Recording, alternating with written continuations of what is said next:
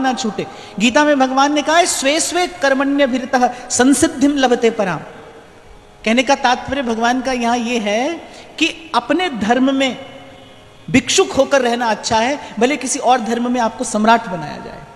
जब एक बार आचार्य की शरणागति प्राप्त हुई, जब एक बार गुरु के चरणों में अपना ये मस्तक रख दिया, निवेदन कर दिया, फिर उसके बाद कैसी भी स्थिति आए अपने भजन का मार्ग न छूटे, अपनी रीति ना छूटे, अपनी चाल ना छूटे।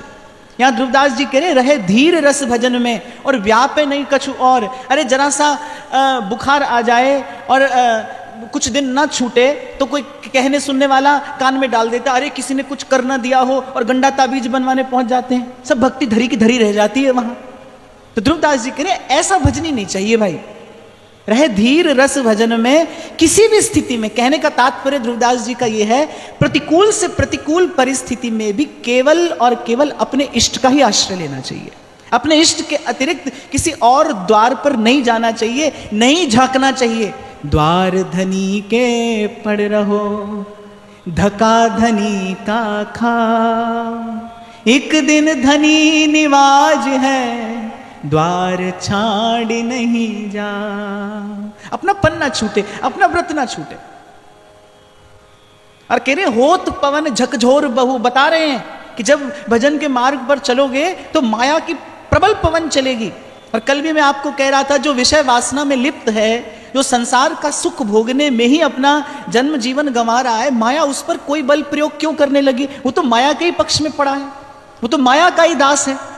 माया तो जो भगवान का भजन करता है उस पर बल प्रयोग करती है। और माया कैसी है? दुरत्यया है। तो कह रहे होत पवन झकझोर बहू।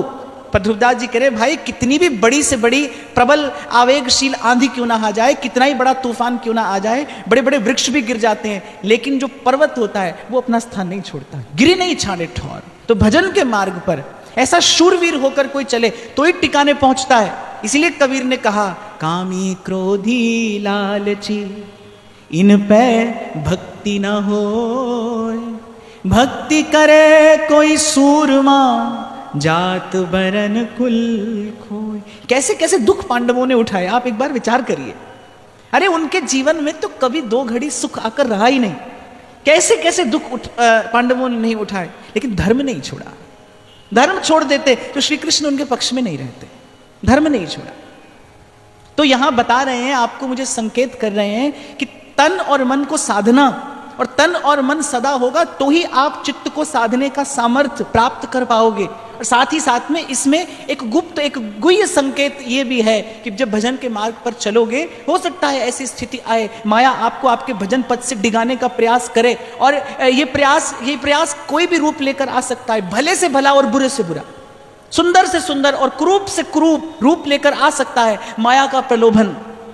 पर भजनी ऐसो चाहिए जो अपने अपने रहे धीर रस भजन में।